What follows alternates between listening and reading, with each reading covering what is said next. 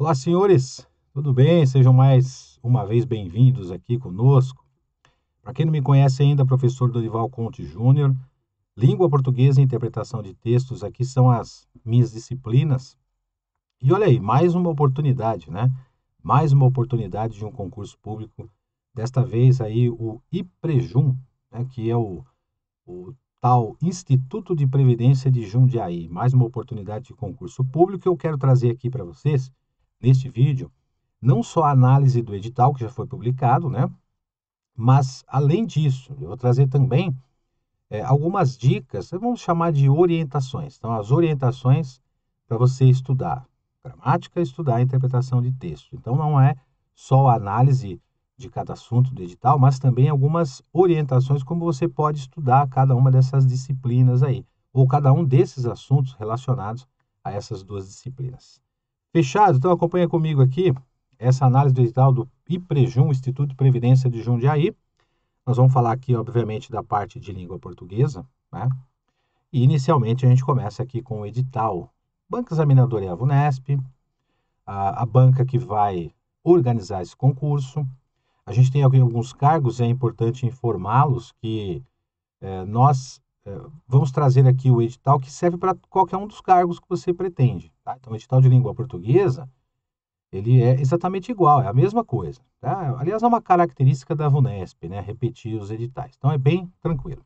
Só que para a gente começar a estudar aqui e avaliar o edital e fazer uma análise desse edital, nós precisamos primeiro fazer o que a gente chama aqui de edital esquematizado. Então, conforme você vê na sua tela, a sua prova de português ela é dividida em duas partes. Ela é dividida na parte de gramática, que são os itens 1, 2, 3, 4, 5 e 6, né? E depois o 7, 8 e 9 é a parte de interpretação. Então vamos dividir aqui para esquematizar esse edital. Primeiro a gente estuda a parte de gramática, no momento que você vai se preparar.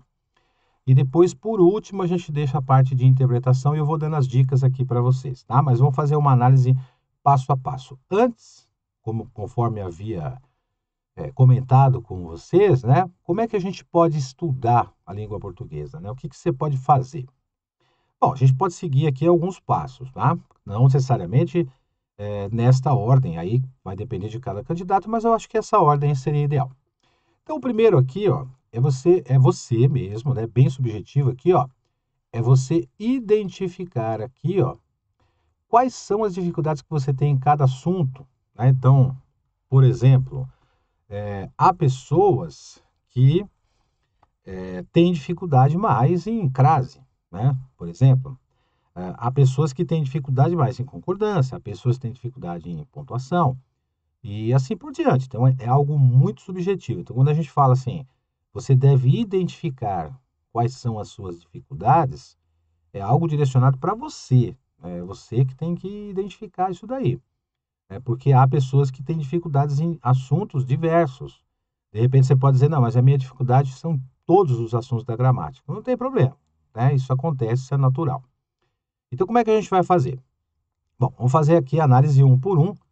Primeiro passo, então, você já sabe que é identificar as dificuldades, depois você vai identificar, e também é bem subjetivo isso aqui, ó, que é a melhor maneira de você estudar cada um desses assuntos, né? O que significa essa melhor maneira de estudar?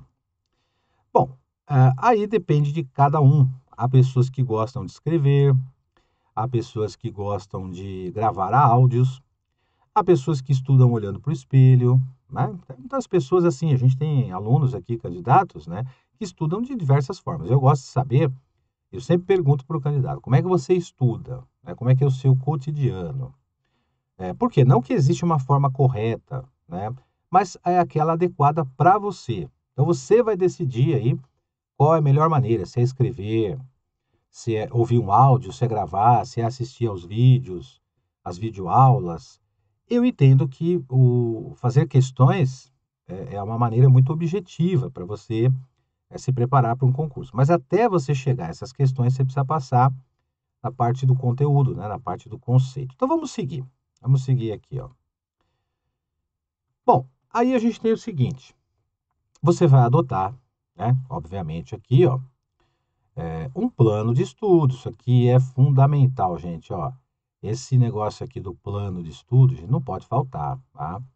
Você tem que estabelecer horários, né, para você, a disciplina, né, e a continuação, a habitualidade. Lembre-se que estudar é um hábito. Da mesma forma que você tem hábitos diversos durante o seu dia, durante o seu cotidiano, diversos hábitos, qualquer que seja o seu hábito, né? O estudo também ele tem que ser levado como hábito. Eu entendo que para um candidato ser aprovado em um concurso, se você quiser realmente alcançar o seu objetivo, você precisa tratar os estudos como se fosse um trabalho, que na verdade é um trabalho, né, gente? Cá para nós aqui, quem estuda sabe disso, né? Há pessoas aí fora que não entendem completamente isso, né? Ah, você também trabalha ou só você estuda? Né? Poxa, mas estudar também é um trabalho, né? Requer raciocínio, organização, horário, tem tudo isso, né? Mas é evidente que pessoas que estão de fora não sabem disso. Mas para nós aqui que estamos habituados, eu entendo perfeitamente que o estudo é sim um trabalho árduo, né? Porque você tem que ter determinação, você tem que estabelecer horários, você não pode, tirar o foco, é como se você estivesse fazendo uma cirurgia ali, se fosse um cirurgião cardíaco, né, e fazendo uma cirurgia de precisão. Na verdade é isso mesmo, porque qualquer foco que você tira, qualquer ponto que você deixa ali de estudar, mesmo numa aula, por exemplo, principalmente aulas online, né, você deixou de ver alguma coisa, você perde algum assunto, você pode perder o assunto todo, né, porque as matérias, os assuntos são interligados. Então tem que ter um plano de estudo, tá certo? Vamos lá. Como é que a gente faz esse plano de estudo aqui? Bom, aí é o seguinte, você vai determinar como você vai desenvolver esse plano de estudo. Mas o primeiro aqui, identifica o que é você pegar provas anteriores, não necessariamente desse concurso, né? Mas da banca examinadora, que é a Unesp. Eu vou mostrar para vocês aqui os assuntos mais cobrados, você vai estudar, né, esses conteúdos mais cobrados, o item 3.3. Aí vem o fundamental, gente. Essa parte aqui é imprescindível, tá? Esse item 3.4 aqui, ó. Resolução de questões e mais isso aqui, gente, ó. Marcar tempo. Marca o tempo. Quanto tempo eu estou resolvendo uma questão de crase?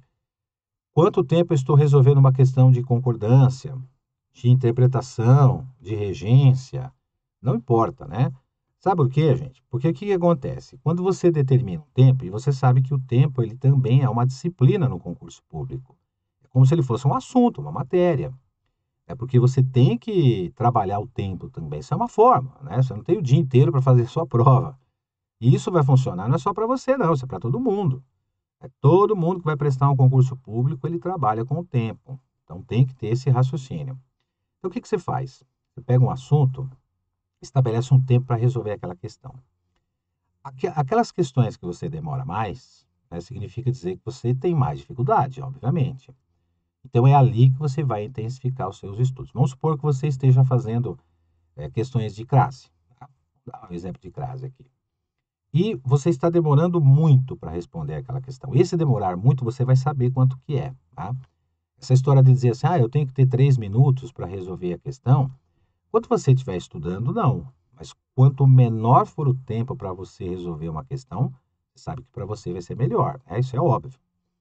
Então, você tem dificuldade numa questão de crase, por exemplo, você está demorando muito para responder aquela questão, deixa anotado. Opa, preciso estabelecer aqui uma forma mais adequada para estudar esse assunto.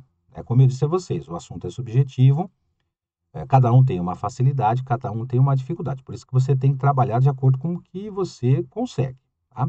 Mas é fundamental você marcar tempo. Tá? Justamente para isso, para você ter um melhor aproveitamento. E aí, claro, né, gente? Aí você vai anotar os erros e, consequentemente, você vai fazer a sua revisão. Creio que se você seguir esse plano aqui de estudos, você com certeza vai ser aprovado. Depois você vai me contar se isso não vai dar certo. Agora sim, vamos passar para a análise do edital. Tá? Feito isso, então, a parte da orientação. Na própria análise do edital também vou trazer algumas orientações de estudo. Primeiro que, um dos assuntos mais cobrados, quem já faz provas de concurso sabe que interpretação de texto cai em qualquer concurso. Então, o que você pode fazer aqui? Antes do concurso, né, agora, nesse momento, Nós vamos pegar essa primeira parte aqui, ó. Vocabulário, gente. Ó, isso aqui se chama vocabulário, ler vários tipos de texto. Por quê? Porque o que acontece é o quê? A leitura, ela tem que ser variada, né? Por que tem que ser variada? Porque os concursos, pessoal, eles costumam utilizar textos de revistas, de jornais, sites, livros, poemas e até revista em quadrinho. Principalmente a VUNESP gosta muito de trabalhar com questão de charge, né? Então, leitura variada vai te ajudar bastante. Você pode, no momento em que sai o edital, como é o nosso caso agora, você pode focar em provas anteriores. Pega provas anteriores de textos anteriores, é evidente que aquele texto não vai cair de novo, mas ele vai te ajudar a desenvolver a leitura e você fazer essas questões aí de interpretação desses concursos passados, tá?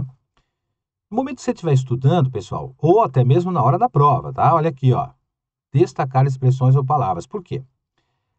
Existem palavras que são chamadas de palavras-chave. O que elas fazem?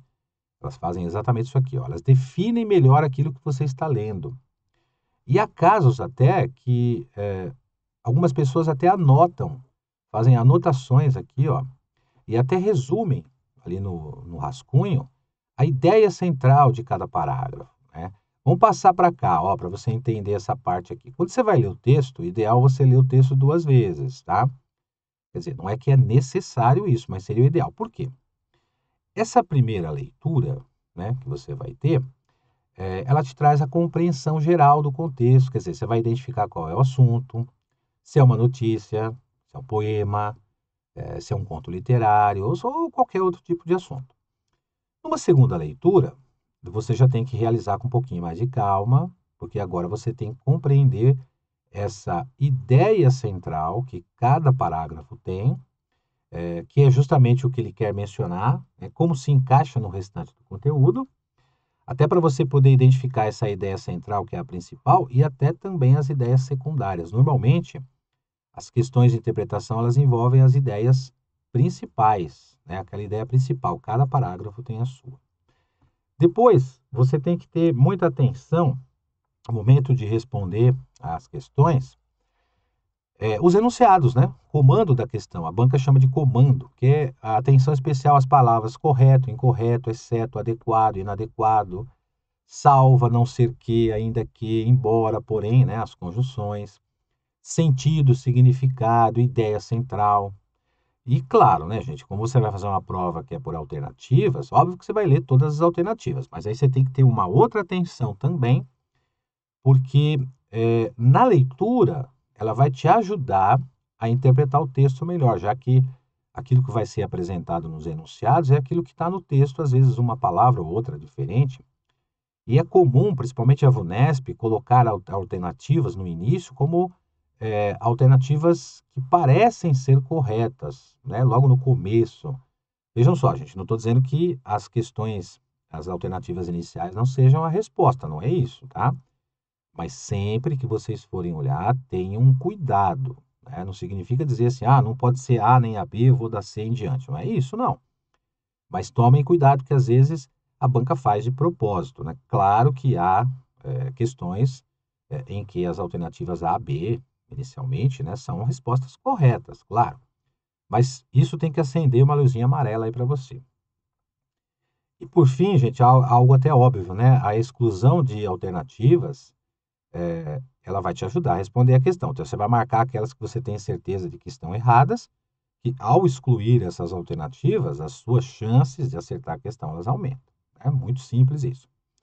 Uma outra parte interpretativa também é sinônimos e antônimos. VUNESP adora colocar isso aqui. Isso aqui é vocabulário, gente, porque sinônimo todo mundo sabe que são palavras que possuem significados iguais ou semelhantes, né? Tem a ver com sinonímia. Aí eu trago alguns exemplos: carro, automóvel, comprido, longo, inteiro, completo, desenvolver, crescer. Tá? E todo mundo sabe que os antônimos que dizem respeito à antonímia são palavras que possuem significados diferentes, né? Os significados opostos. Feliz, infeliz, simpático, antipático, simétrico, assimétrico, progressão, regressão. Então aí é vocabulário.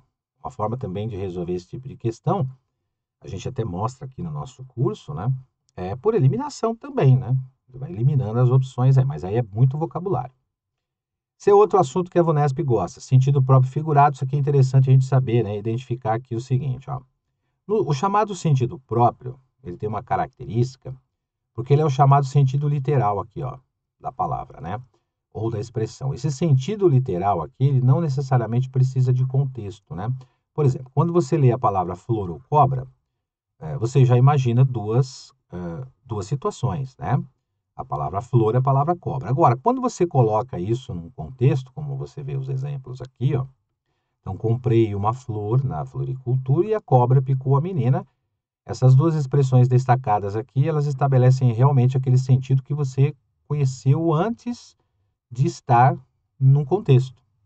Agora, olha o sentido figurado. Ele depende do contexto. Aqui, ó, para você entender o significado. Esse contexto pode mudar o sentido literal da palavra ou da expressão. Então, quando a palavra é usada de modo criativo, ela aumenta aqui, ó, as possibilidades de interpretação. Quer dizer, você pode ter mais de uma interpretação. E aí vai precisar de um contexto, né? Ó, ela é uma flor de pessoa. Olha a diferença dessa flor aqui, né, para essa flor aqui, né? A cobra picou a menina e cuidado, aquela mulher é uma cobra. Olha a diferença dessa cobra aqui para essa daqui. Talvez o sentido próprio e o sentido figurado sejam aí dois assuntos dos mais simples das provas da VUNESP, mas quase certeza que vai ter uma questão como essa. Partimos para a parte da gramática. Classes de palavras, a chamada análise morfológica. A gente tem isso aqui, ó. A morfologia diz respeito ao estudo de um contexto de expressões, né, de termos separados. Então, como você identifica um substantivo, um adjetivo, um pronome, um verbo, etc, né? Dentro disso aqui, que é a análise morfológica, os principais assuntos que a VUNESP gosta de perguntar são esses aí, ó, verbos, advérbios, conjunções e pronomes, tá? Então, no caso dos verbos, por exemplo, tempos e modos verbais. Identificar a parte da interpretação, né? Que os tempos verbais, os modos, eles trazem a interpretação do verbo. Então, aqui, ó, essa parte do pretérito, presente e futuro tem interpretação, o modo aqui subjuntivo, indicativo e imperativo tem a ver com a conjugação, tem a ver com formas verbais. Atenção especial aí a determinados verbos que fogem ao nosso cotidiano. Dificilmente você vai usar um verbo reaver, por exemplo, no dia a dia, principalmente com relação à conjugação, o verbo haver, que tem a ver com concordância ou até requerer, e, sobretudo, esses aqui, os chamados verbos primitivos, ter, vir, por e vir, os seus derivados. Eu trouxe até alguns exemplos aqui para você entender o que é uma conjugação ou formas verbais de verbos derivados, né? Então, por exemplo, aqui, ó, nesse primeiro caso aqui, deixa eu pegar aqui uma parte para você identificar melhor, ó. Nesse primeiro caso aqui a gente tem eles mantiveram suas propostas, né? Aqui, ó, vamos pegar aqui, ó. Se você tirar essa partezinha do verbo aqui, ó, olha o que sobrou, ó. Eles tiveram. Então, o verbo manter é derivado do verbo ter. O juiz interveio. Se você tirar essa parte aqui do verbo, olha o que sobrou, ó. Olha lá, ele veio. Então, derivado do verbo vir, né? Repuseram. Tira essa parte aqui do verbo, ó. Olha o que acontece, ó. Puseram, derivado do verbo pôr. O economista previu, né? E não preveu, né? Porque ele é derivado do verbo ver. E também eu trago até um material aqui para vocês que faz parte das nossas aulas aqui, né? Que é justamente para você poder treinar. Então eu pego lá verbos primitivos, por exemplo, e faço a conjugação dele, ó. Ter é o verbo primitivo e eu quero saber se o deter ou manter são derivados. O que eu faço? Eu mantenho a conjugação do verbo aqui, ó, né, e acrescento o que faltou do verbo derivado. Eu vou fazer a mesma coisa aqui, ó. Eu ponho, eu reponho, eu interponho. Eu venho, eu intervenho, eu provenho. Eu vejo, eu revejo, eu prevejo. Sabe para que é isso aqui, gente? Para você identificar se realmente aqui esses verbos são derivados, né? Então, certamente fazendo isso, você já sabe que o dever aqui e o manter são derivados do verbo ter. Fazendo isso, você já sabe aqui que não só esses dois aqui, né? Mas o repor e o interpor são derivados do verbo pôr. O intervir, e o provir são derivados do verbo vir. O rever e o prever são derivados do verbo ver. É uma forma de treinamento. Durante o nosso curso eu tenho outros treinamentos também. Aqui é só para você ter uma noção, tá? Relação a advérbios, chama a atenção dos terminados em mente. Muita atenção aos advérbios terminados em mente. Por quê?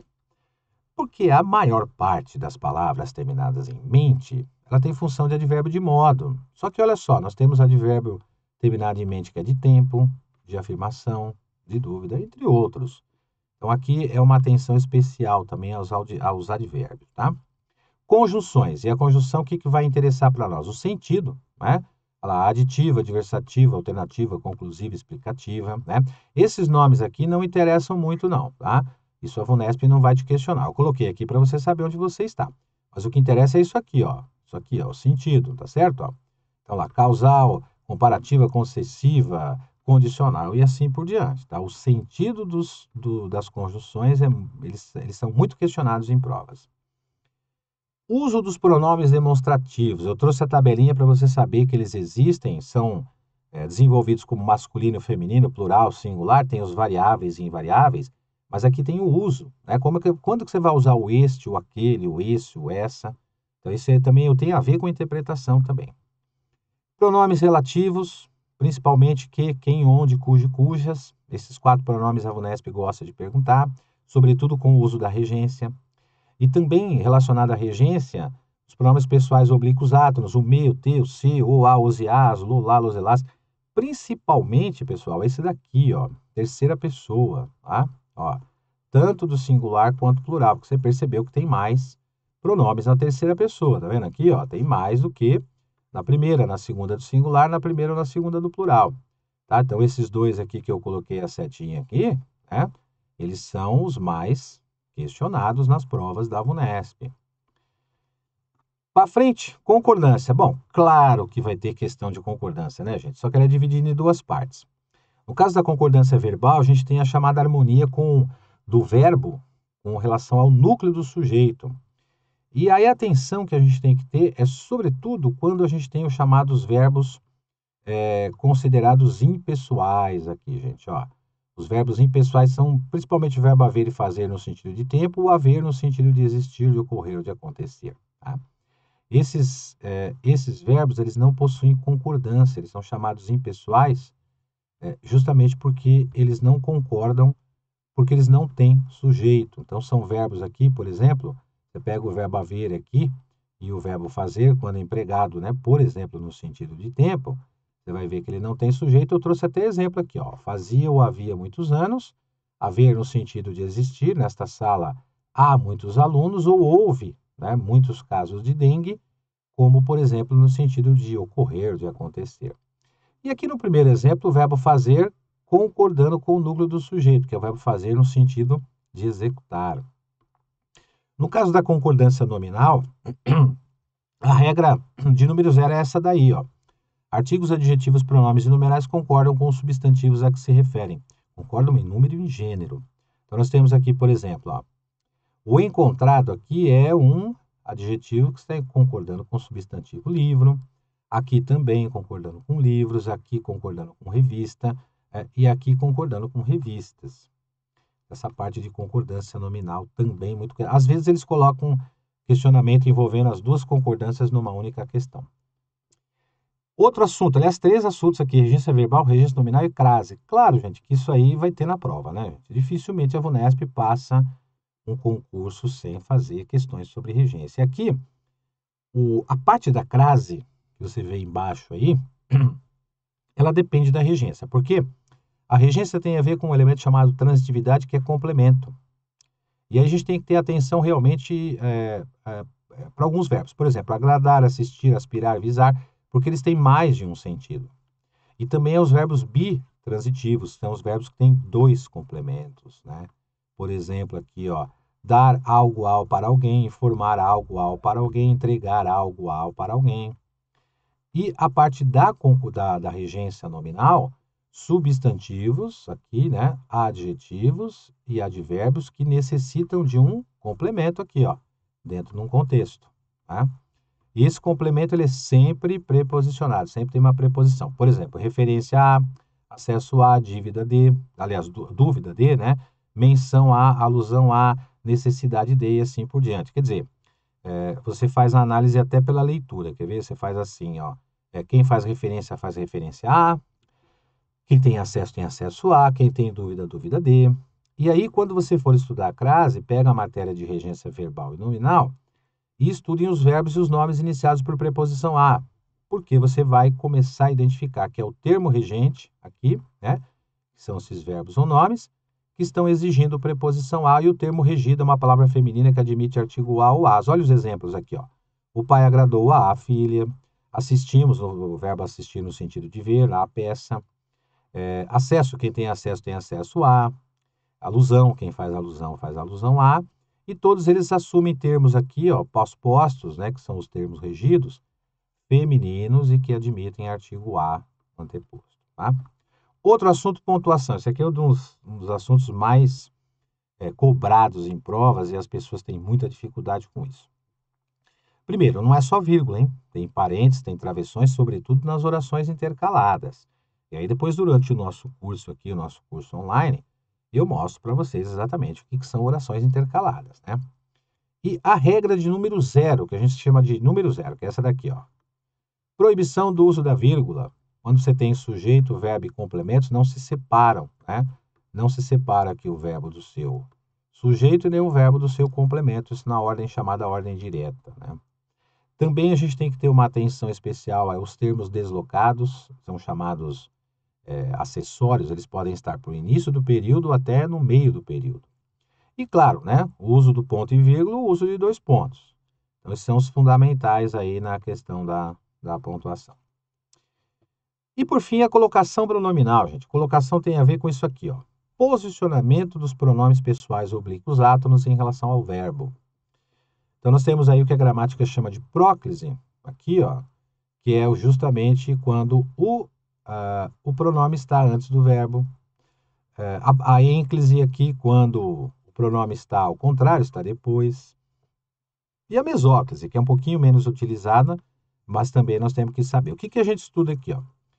As palavras atrativas primeiro, tá? E depois as proibições, para ficar mais fácil.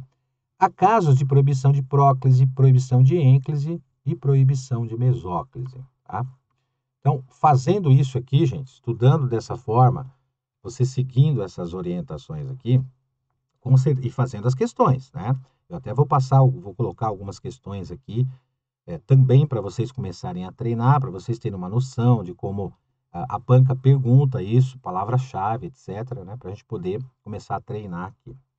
Tá fechado? Então, gente, olha, você que pretende aí, né? Você quer mudar de vida, quer prestar um concurso público, né?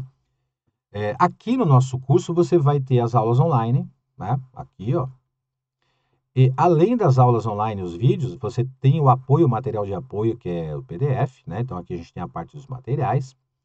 Depois, seguindo uma sequência aqui, claro que a gente tem que ter os resumos, né? Com palavra-chave, os mapas mentais, tem que ter isso, sim. Isso não é macete, isso é fundamental.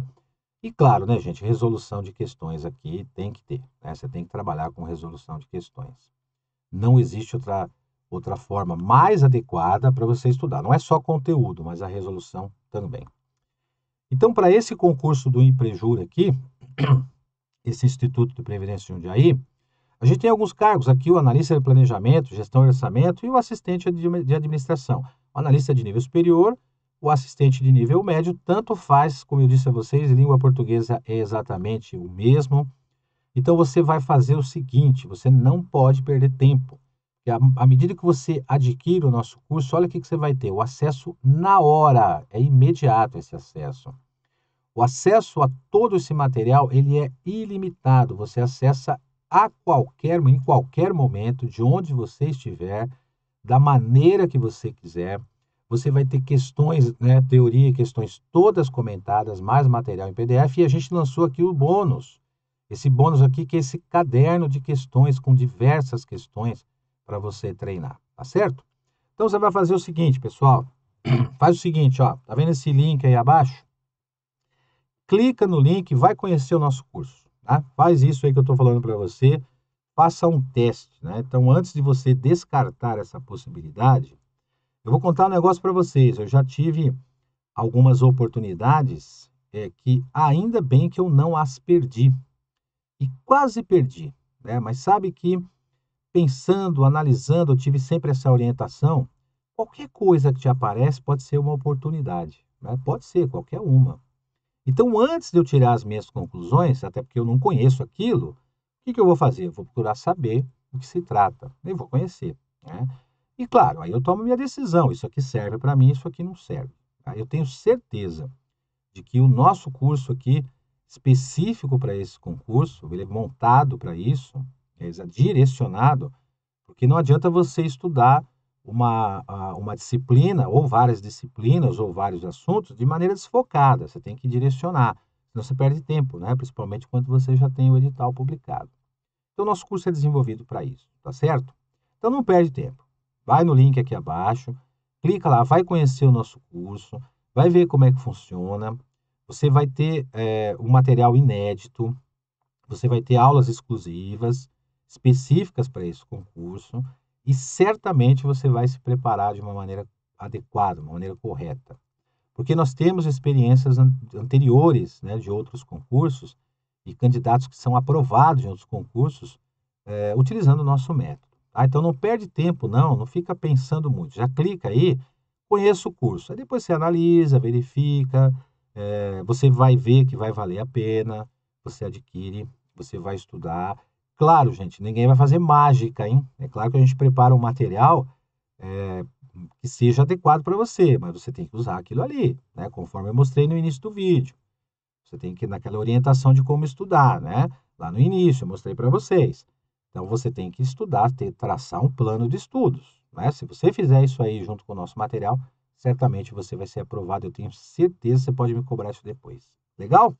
Fica ligado aqui no nosso canal, né? Nos nossos canais aqui, porque eu vou colocar algumas questões de prova para você treinar, questões de diversos assuntos aí do edital. Fechado? Estou te esperando na plataforma. Clica lá e seja feliz. Abraço para você.